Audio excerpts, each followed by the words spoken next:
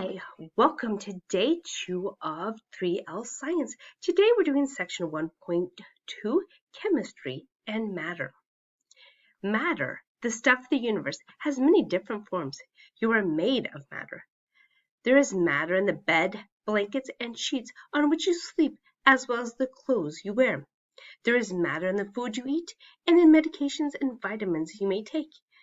You have learned that ozone is a chemical that occurs naturally in the environment, whereas CFCs do not. Although both chemicals are invisible gases, they too are matter. Chemistry, the central science. Chemistry is the study of matter and the changes that it undergoes. Basic understanding of chemistry is central to all sciences.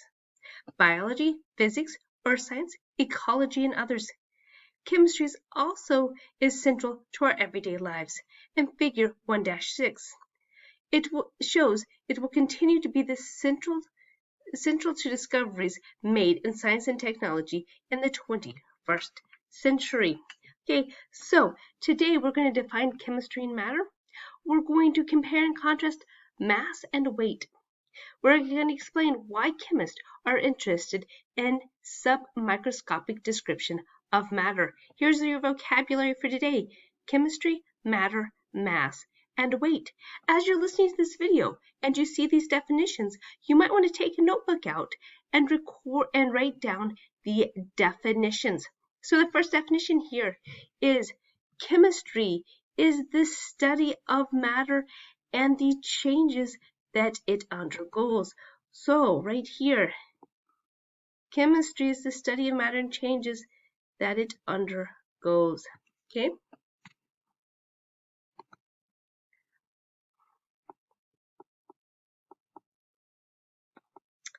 Matter and its characteristics.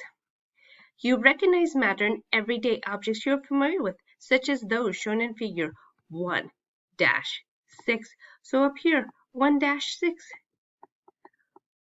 High-tech fabrics that don't hinder athletic performances, water, fertilizers, pesticides, food, grocery items, clothing, building materials, hair care products, plastics, and even the human body are all made of chemicals.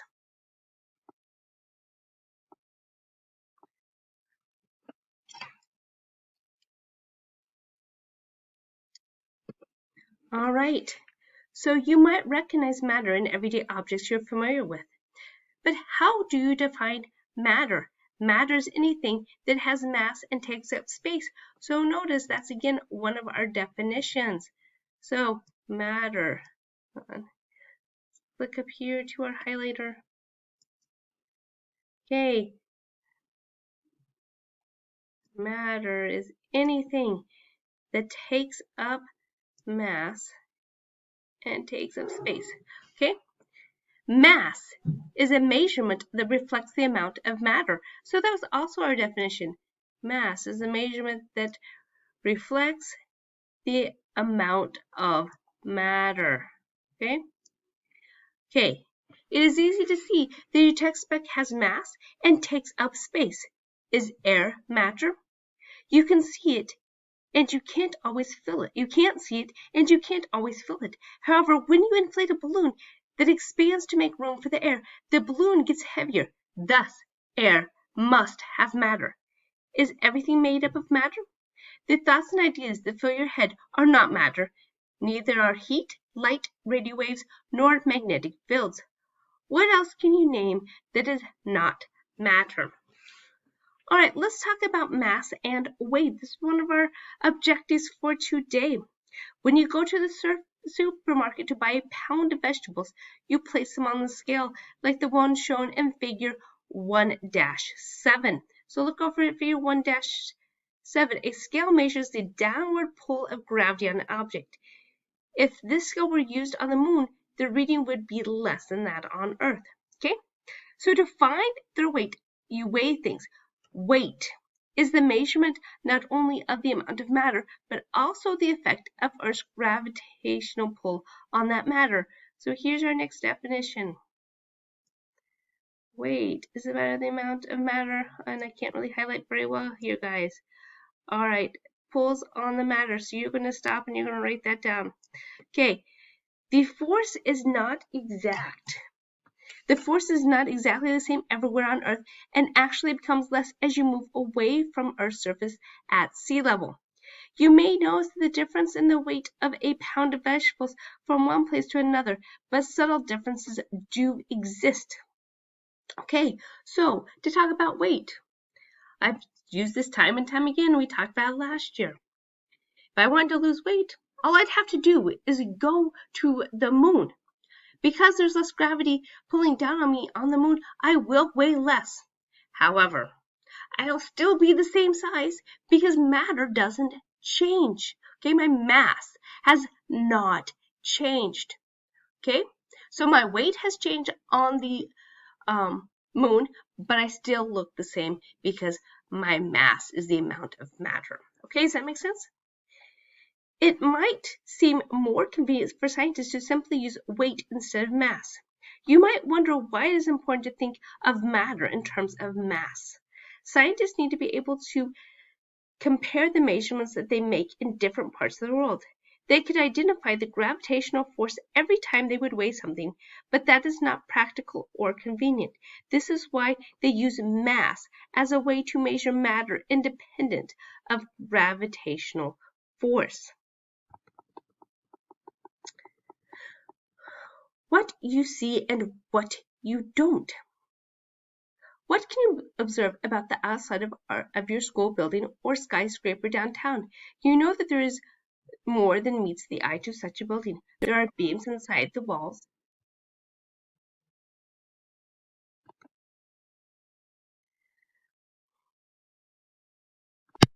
All right, there are beams inside the walls that give the building structure, stability, and function. Consider another. Okay, consider another example. When you bend your arm at the elbow, you observe that your hand comes towards your shoulder. Muscles that you cannot see under the skin contract and relax to move your arm.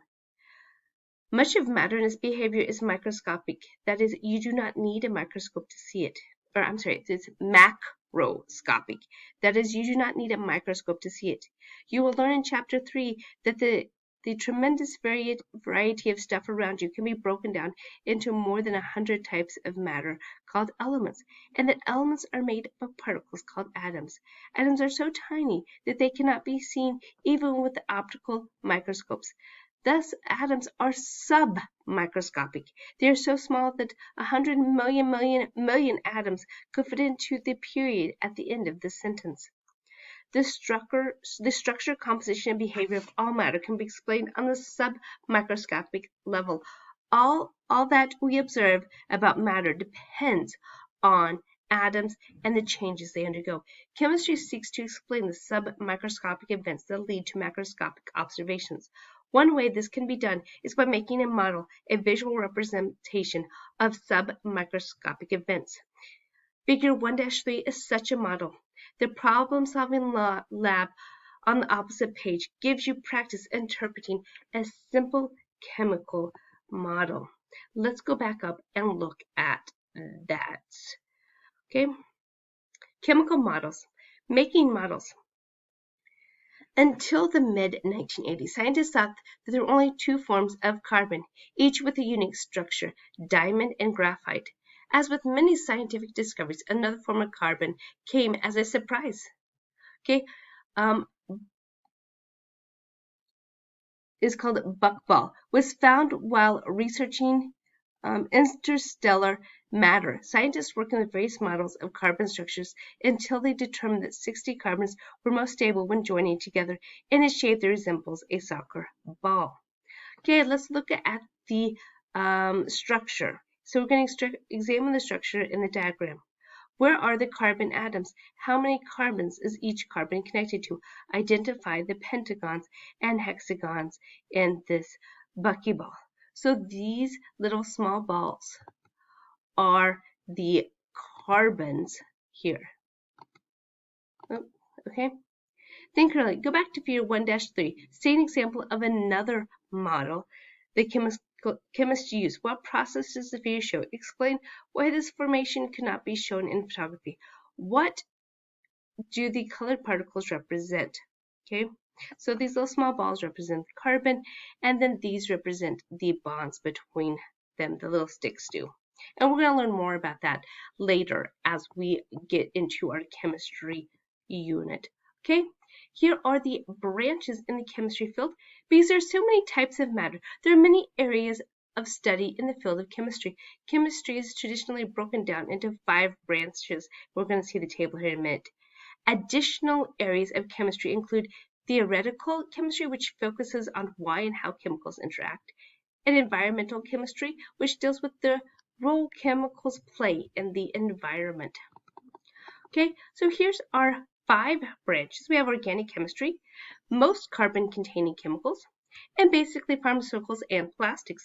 Inorganic chemistry, in general, matter that does not contain carbon, minerals, metals, and nonmetals, and semiconductors. The branch physical chemistry. It emphasizes on the behavior and changes of matter and the related energy changes. So this examples will be reaction rates, reaction mechanisms. Branch analytical chemistry. The areas of emphasis are components and compositions of substances. Examples, food nutrients, quality control. Our last branch is biochemistry. The area of emphasis is matter and processes of living organisms.